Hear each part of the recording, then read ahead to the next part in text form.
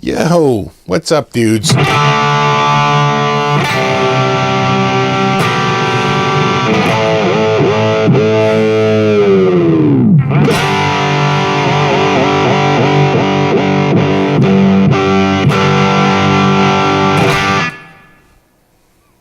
What's up? Where have I been? Where have you been?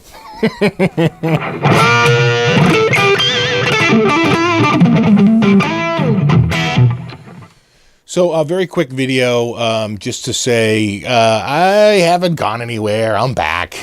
It's the summer, and then I had some stuff I had to do for real work.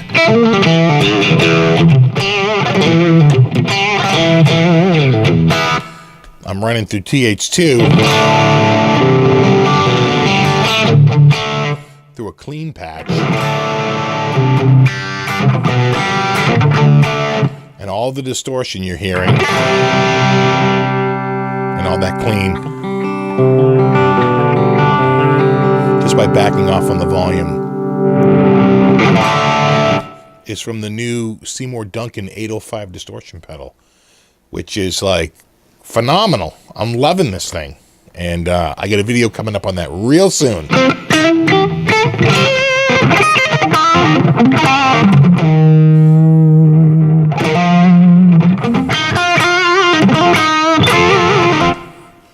And I'm really loving that. So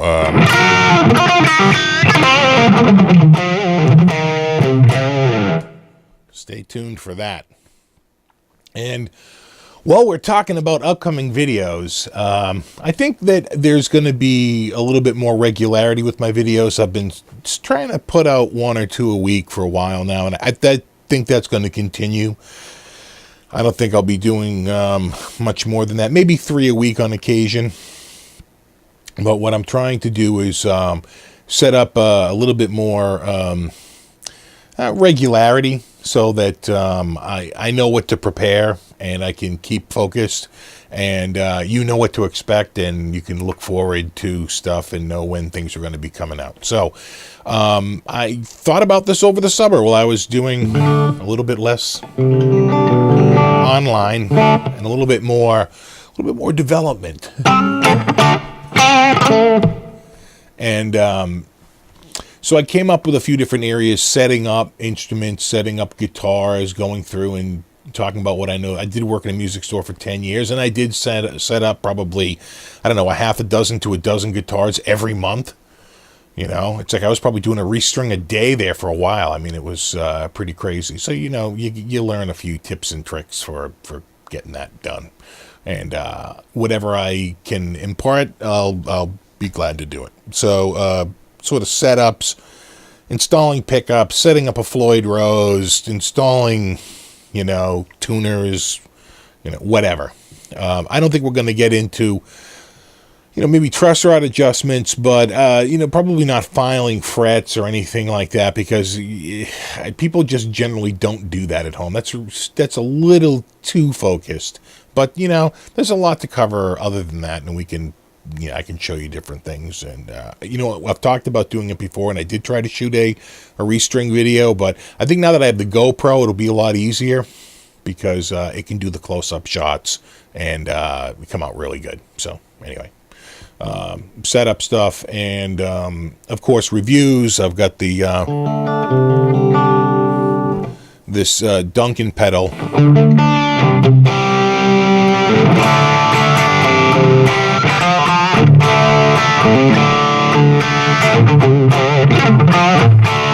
and a few other things to check out. So we'll be doing that. And so reviews will continue as they have always been around. And of course the vlog, I'll come on here kind of like what I'm doing right now. There's really no purpose of this other than to talk and say hello and say what's going on and how have you been? Oh, interesting. So, yeah. More, you know, the vlog, probably do that, you know, every once in a while, have a vlog. And again, the timing will be fairly regular. You know, as a part of vlog, we can do Q&A stuff. We can do sort of food for thought stuff and throw questions out there. And, that's a little bit more of like a conversation. And then the theory, I think some of the people really like the theory. And I'd like to keep that going. That's definitely, I think, important. So the theory will keep going. Ear training will be a part of the theory. And that's coming right up. I actually found my old ear training audio tapes, and boy, were they taking me back. And I played it on piano back then. I thought for sure I'd done it on guitar, but I hadn't. I did it on piano, and I really need to do that again, because with guitar you can be slightly out of tune, even if the guitar is in tune. I like it better with the piano because you get that certainty of the tuning, right? And you know that when you're hitting something, you're getting it, precise.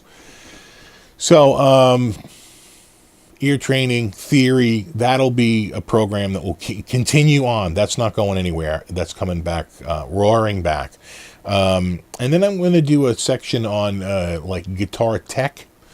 And by guitar tech, I don't mean like setups and things like that. I mean technology. I got my first computer in 1983, my first IBM PC in 1985. I was an MCSE before my current line of work. So, I'm a little bit of a tech guy, and I think I know quite a bit. I have an iPad and an iPhone and, a few things. So I'm familiar with a lot of those apps. People are like, oh, you should really check out Bias. It's like I've had Bias since day one. I just haven't done a video on it.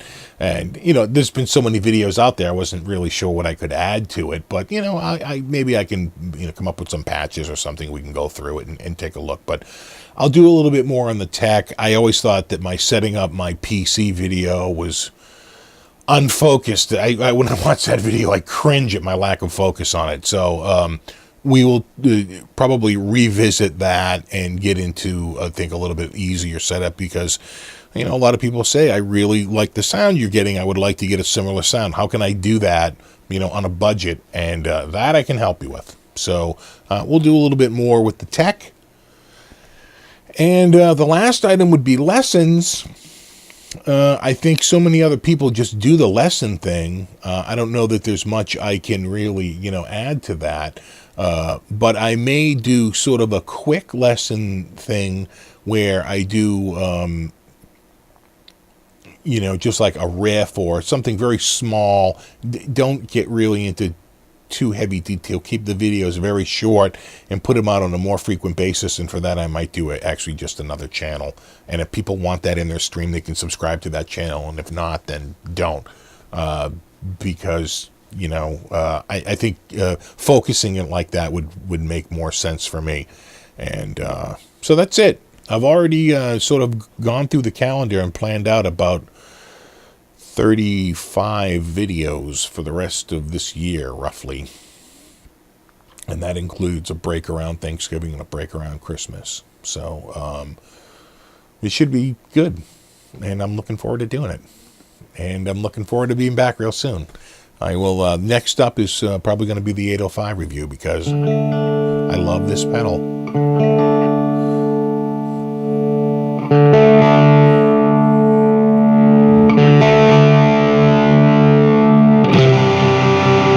If I was in tune.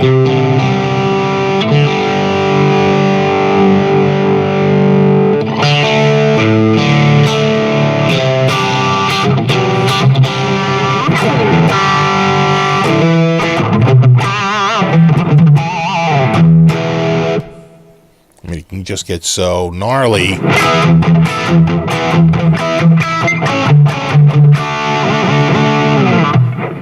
And at the same time get really clean. Cool. Anyway, more on that. And I even have the multiple adapters for it. I have a 9-volt adapter and an 18-volt. And we'll check that out and see if that makes any difference. But that's all for a future video. All right, guys. Until then. Yeah, this guitar is mine now. This was Bobby's. And I traded him a Squier Strat for it.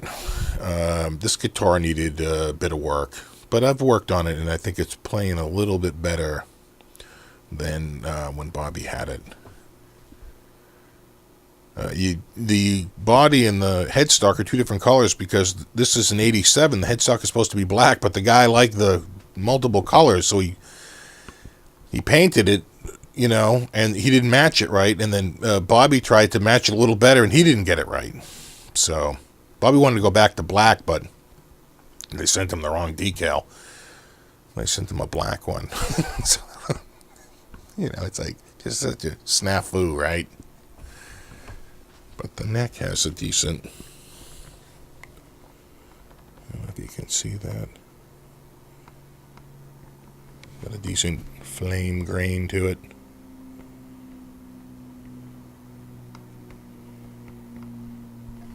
The old square backs. Those are the ones I like the best. Alright, guys. Well, I'll be back real soon. Rock on. Yo, what's up, dudes?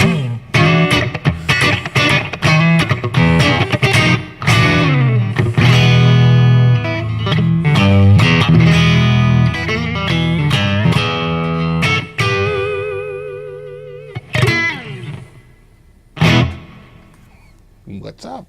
Haven't been on a little bit. I've been posting videos, but that was recorded a while ago. Got busy. But here I am, back.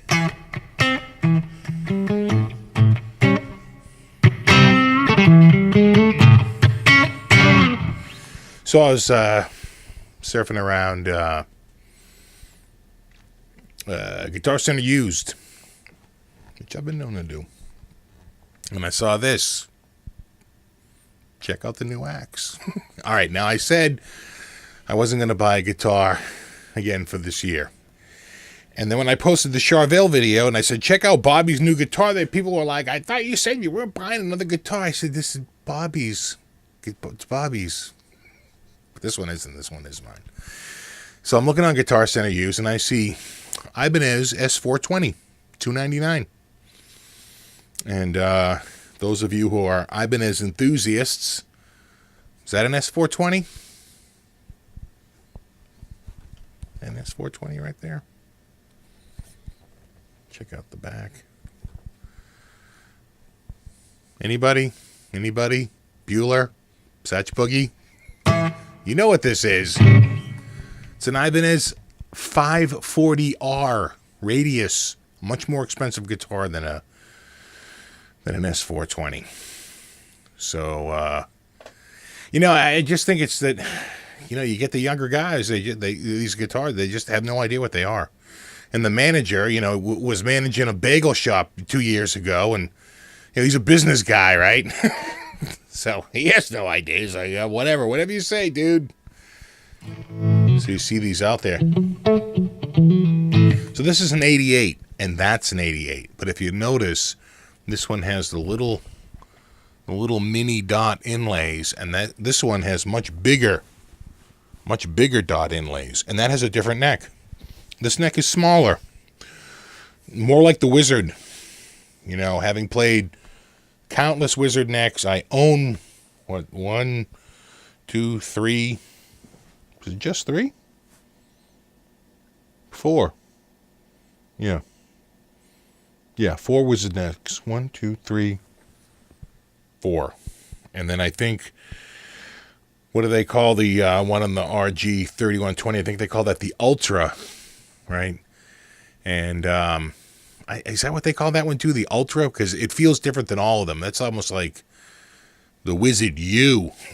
Not the Wizard 2, the Wizard U, because it has a very strong U shape to it. It's actually a millimeter narrower side to side at the nut, but it's a millimeter thicker front to back. So that definitely feels like deeper but thinner. You know, it's hard to explain, but they feel different, even though this is a 1988 and that's a 1988. So kind of a transitional year.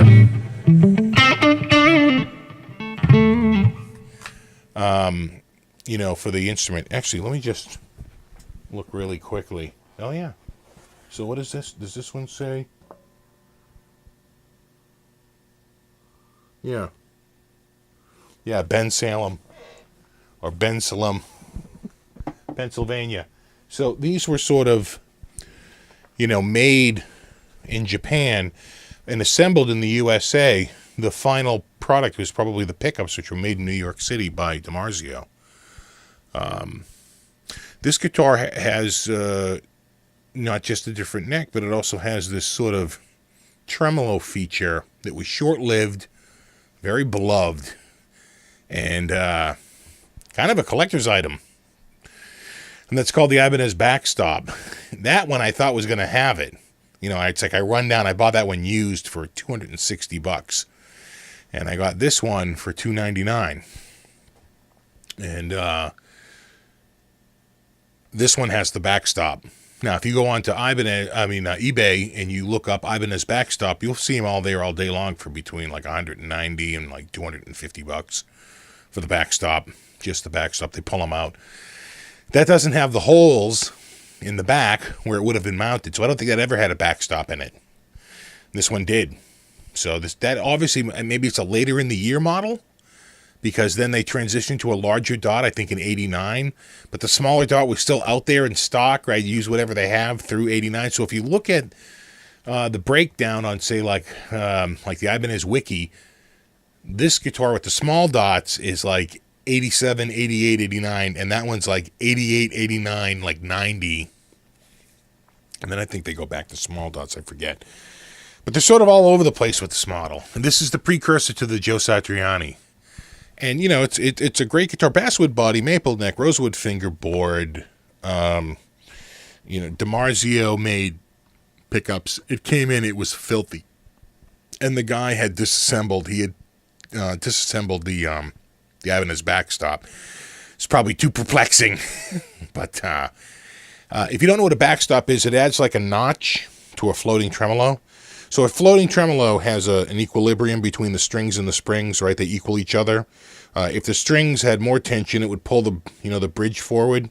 And if the springs had too much tension, it would bring the bridge down, right? The bridge would tilt down.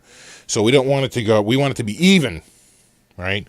And, but the problem is that when you hit hard, because it's even and you've just temporarily brought the tension on the face up a little bit, there's a reaction for that. And when you bend a string, you're temporarily increasing the tension on the strings because you're adding more tension by bending the string. That brings the bridge forward. When you break a string, you have a sudden loss in tension. All of a sudden, the bridge falls back, right? I mean, that's the standard, BS we put up with a floating tremolo. So what the backstop does is not only do you have the strings pulling on the front, but and you have the springs pulling on the back, they add counter springs pushing on the back to add more tension to the string side of the equation. So what you do is you put these pistons in, and they push on the bridge, right? And what happens? It falls, right? It goes like, when you're done putting it in, it's right. It's flat and it's out of tune because the bridge is tilted up from the extra tension from the pistons. So what do? You get in there with a screwdriver and you tighten the springs up, right, using the claw. And you start to crank the claw up, and all of a sudden, you're back in tune again. Very carefully get it back into equilibrium again. But now there's a notch. There's a notch at this point. Extra tension. So if you break a string, that extra tension keeps the bridge from falling back because the pistons are there to push against it. And when you pull up, the springs have extra tension pulling the other way, so the bridge doesn't fall down.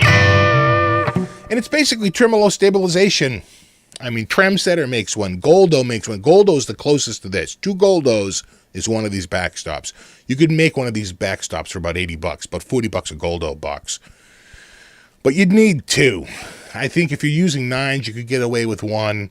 I haven't tested the tension on the springs of the Goldo box, but I'd be surprised that you could get away with 1, because I've got these two cranked up for tension. Maybe the springs are just old, but I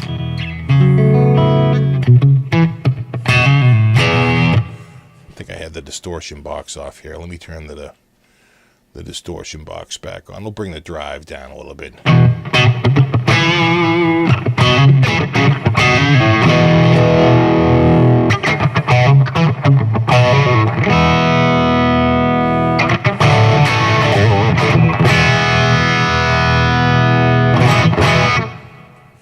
Hold on.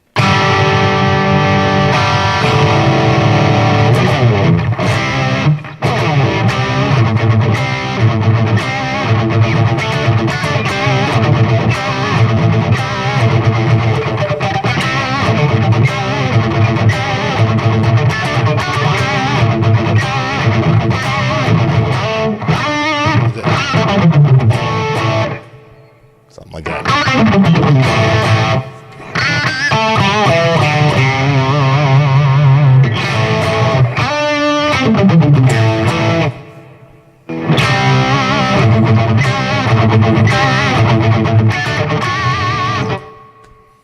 Might need something a little heavier for that. You know, a little more mid-range.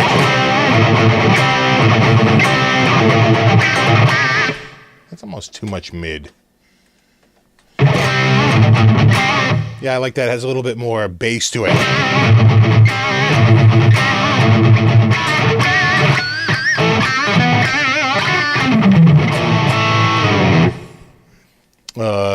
That's Cat Driven for you TH2 guys. I'm playing TH2. Factory bank number 3, patch number 3.1.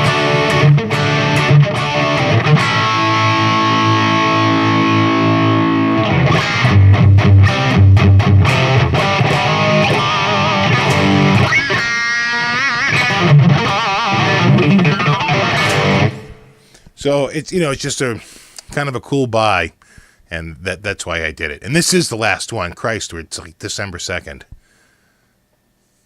So I think it's official. This will be the last guitar. This is officially the